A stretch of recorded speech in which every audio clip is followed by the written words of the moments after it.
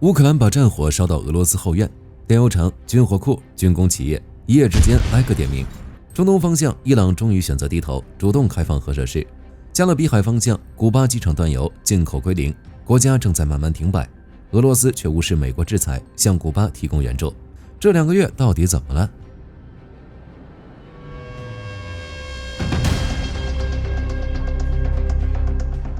乌俄这边两国打了4年的仗，最近突然又有了要起事的味道。乌克兰这边换了一套打法，反而打到了俄罗斯的动脉上了。先说说扎波罗热，根据图片报以及一些前线军事记者的消息，乌克兰武装部队在24小时内于扎波罗热北部方向收复了大约44.5到50平方公里的失地。侦察小组在正规部队配合下，突入俄军防线纵深超过16公里。基辅官方到目前为止还没有正式确认这个具体战果，不过乌军的反攻是显而易见的。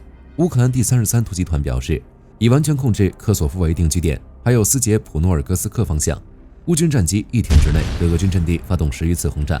无论扎波罗热方向消息具体如何，但乌军的确打了一手漂亮的反击，而且用的是突击小队加空中支援的轻量化打法，硬是把俄军防线撕开了一道口子。相较于前线的焦灼，俄罗斯的后方则付出了实打实的损失。根据乌克兰武装部队总参谋部的官方通报，乌军发动了一场覆盖俄罗斯多个地区的远程打击行动。我们一个一个说，首先是伏尔加格勒炼油厂，这是卢克石油公司旗下俄罗斯南部最大的炼油厂之一，年加工量1350万吨，占全俄总炼油能力的5%。乌军总参谋部确认，这次打击直接摧毁了该厂的心脏 ELOU AVT1 原油蒸馏装置，同时 AVT3 部分装置及多处基础设施受损。目前这座炼油厂已经基本停产。什么意思呢？前线的俄军坦克和卡车未来一段时间可能真的要勒紧裤腰带加油了。其次是科特卢班地区的一个武器库，这里是俄军最大、最综合的弹药储存点之一，专供大口径炮弹和导弹。作战时，乌军先用无人机开路吸引防空火力，随后发射国产 FP5 火烈鸟远程导弹，精准命中目标。设施内发生了强烈爆炸，随后发生了2次爆炸。这样的动静让俄方这边也不敢掩饰了。伏尔加格勒州州长博恰洛夫承认了国防部设施遭袭，碎片坠落引发火灾，并下令疏散科特卢班村全体居民。理由非常直白，存在燃爆危险。最后是位于坦波夫州米丘林斯克的进步工厂，这是一家为俄军航空和导弹系统生产高精尖设备的核心军工企业。厂区内发生火灾，坦波夫州州长佩尔维绍夫证实了袭击，并承认有2名平民伤亡。我们可以简单总结一下，这一夜乌克兰用几十架无人机加几枚火烈鸟，让俄罗斯的一座炼油厂停产，一座最大军火库爆炸，一座军火企业着火，直接把战火烧回俄罗斯的后院。但是火烧眉头的可不只是这些，前方战士在扛炮火，但是在后方他们的孩子却要上不起幼儿园了。据莫斯科时报，克迈罗沃州尤尔加市一座人口8万、驻有俄军中央军区最大志愿场的重要军事枢纽，此前发布了一项新法令，即2025年12月30日起，参战士兵家庭的幼儿园学费补贴从100%直接砍到25%。什么意思呢？以前孩子上幼儿园政府全包，现在家长要自己掏3/4，全额补贴只留给父母已经在乌克兰战死或失踪的。地方政府的解释很直接，预算短缺。科迈罗沃地区2025年财政赤字达到了7.21亿美元，超过总收入的1/4。煤炭产业崩盘，公共部门工资都在拖欠，于是他们就把矛头对准了现役军人家庭，通过克扣对军人家庭的补贴来补自己的财政缺口。这项举措可谓寒心。然而这还只是个开始。地区政府一位消息人士称，根据地方预算短缺，其他地区也可能出现类似的削减。简而言之，俄罗斯的财政撑不住了，而且这不是区域性的问题，是全国性的问题。炼油厂被炸，石油卖不出去，折扣越来越深。能源这把曾经的大伞，现在到处是窟窿。仗打到这个份上，我们会发现一个很有意思的变化。过去我们讨论乌克兰能撑多久，现在我们讨论的是俄罗斯的财政窗口还剩多久。这场战争到底为俄罗斯带来了什么？这个问题恐怕克宫自己也不敢回答。就在俄罗斯为了省钱把参战士兵孩子的学费都砍掉的时候，和美国僵持了这么久的伊朗，面对开到自家门口的航母和美国的强硬态度，选择了先低一低头。伊朗总统佩泽希奇扬站在德黑兰自由广场的演讲台上，面对庆祝伊斯兰革命胜利47周年的数十万民众，说了一段全世界都听得懂的话：伊朗不寻求也不制造核武器，并准备开放核设施，接受任何形式的国际核查，以向国际社会展示善意。伊朗原子能组织主席伊斯拉米在同一天补充了2个关键细节：第一，国际原子能机构的核查人员这几天已经进入伊朗，正在对部分未遭袭设施进行检查，接下来还会查更多。第二，如果所有制裁被全面解除，伊朗可以讨论稀释60%的浓缩铀。60%是什么概念？离武器级门槛90%只差临门一脚，而现在伊朗愿意把这一脚收回去，换的是经济命脉重新串起。但必须说清楚，接受任何核查，这话听起来很满，实际操作却有水分。因为佩泽西奇扬也明确表态不接受过度要求。IAEA 总干事格罗西在同一天接受《金融时报》采访时，直接点破了卡在哪儿。他说，核查人员已经等了几个月，至今没拿到3处关键设施的入场券，就是去年6月被以色列和美国午夜铁锤炸过的那3个地下铀浓缩厂。伊朗的理由是要等具体措施或协议落实。格罗西反驳得很直白，进一个被炸过的隧道需要什么特殊协议？常规物理防护就够了，这就是政治借口。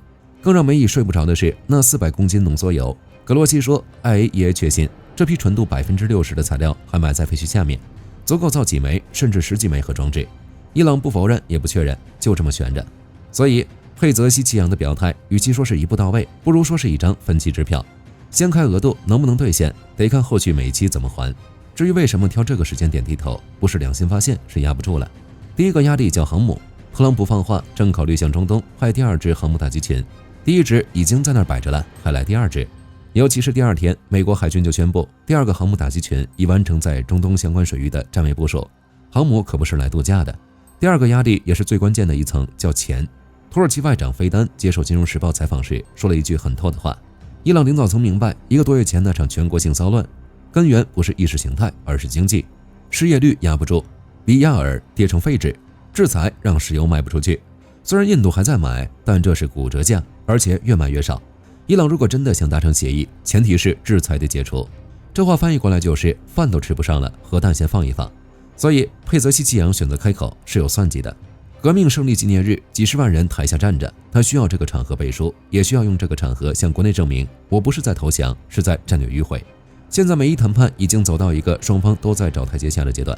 土耳其外长菲丹给了一个很乐观的判断，他说美国似乎愿意在明确边界内容忍伊朗保留一定丰富的浓缩铀，不再死咬着零浓缩，也不再死咬着必须全部运走。这是个巨大的松动。华盛顿以前从不谈容忍，现在谈了，说明双方极有可能私下已经交换过筹码。接下来的剧本很可能是这样：美伊在阿曼再谈1到2轮，敲定一个框架协议。伊朗承诺把60%浓缩铀稀释或封存一部分，换取石油出口的实质性松动。弹道导弹和代理人问题被刻意模糊处理，留到第2阶段，实际上是无限期搁置。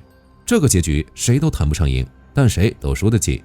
佩泽西奇扬保经济，特朗普拿到协议，内塔尼亚胡骂几句，但没有开战的理由，欧洲松一口气，油价不用暴涨。同样是2月，同样是面对美国的极限施压，但古巴手里没有伊朗那张60%浓缩铀的牌。伊朗能坐回谈判桌，是因为他手里有筹码。航母来了，我可以谈，谈不拢，我还有浓缩铀吊着。但古巴有什么？古巴可以说什么都没有。面对美国的大手，古巴几乎毫无还手之力。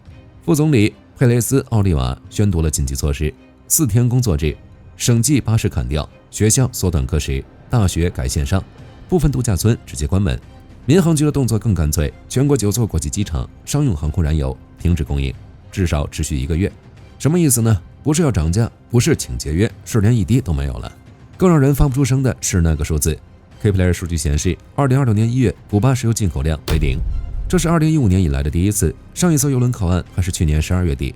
之后的加勒比海面上只剩美国军舰堵在委内瑞拉和哈瓦那之间。特朗普1月29日的那道行政令写得明明白白，谁给古巴送油，谁卖东西到美国就加税。墨西哥总统辛鲍姆认了，暂停出口，不是不想送，是送不起那个关税。不过可以送点别的。墨西哥选择为古巴送来了800吨食品，奶粉、肉、饼干、豆子、大米。2艘海军船已经靠岸，这是人道主义，不踩关税红线。但石油一滴都没有。那俄罗斯呢？据俄罗斯消息报援引俄驻古巴大使馆消息报道，俄罗斯近期将以人道主义援助方式向古巴运送原油和燃料。但关键的3个字媒体什么时候运、运多少、哪条船，通通没说。比起援助的油轮，先来的是来自佩斯科夫的话：俄罗斯希望与美国开展建设性对话，以解决对古巴石油禁运问题，不希望因援助古巴而导致局势升级。翻译一下就是有我们想送，但不想跟美国硬刚，要不先等我们谈谈。僵持之下，结果就是古巴这边能源枯竭引发全面瘫痪，电网濒临崩溃，交通停滞，广大民众被迫用木柴、煤炭做饭。多个国家发布旅游警告，告诫民众不要前往古巴。一个主权国家因为加不起油，正在慢慢停摆。当然，华盛顿那边也有其他声音。英国经济学人援引知情人士说，美国正考虑向古巴提供少量人道主义燃料援助，用于维持供水基础设施以及煮饭用的煤气。虽然具体内容尚未被官方证实，但是一边掐脖子一边给吸管，这个操作放在特朗普之下倒也不意外。这就是2026年2月中旬的世界，乌克兰在打用有限的弹药换俄军后方失守，伊朗在谈航母到了家门口，把60%的浓缩铀当筹码，换一张回到谈判桌的票。古巴再停不是因为不想动，是因为一滴油都加不起。3件事同一个时间切面，却给出了同一个答案，硬实力才是唯一的外交语言。好了，这期视频到这儿就结束了。各位觉得伊朗这是不是投降？可以在视频下方留言，大家一起讨论。最后不要忘记点赞关注，我是火力军，下期见。好的，各位观众朋友们，我们频道一直在聊真实的军事资讯和武器装备，后台也经常有朋友问，有没有值得推荐的入门级模型？今天就和大家分享一款近期接触到的产品。首先，它的外形还原度做得相当不错，比例准确，武器上的一些关键细节和标识也都有体现，材质也说得过去，打在手上有不错的分量感。其次，它具备一定的可动性，对于理解基础操作原理有一定帮助，让它不仅是个静态摆件。综合它的做工和可玩性来看，价格确实比较亲民。对于想入门模型收藏，或者单纯想在桌上贴一个摆件的朋友来说，是一个性价比很高的选择。商品链接已经给你们上了，感兴趣的朋友可以自行了解。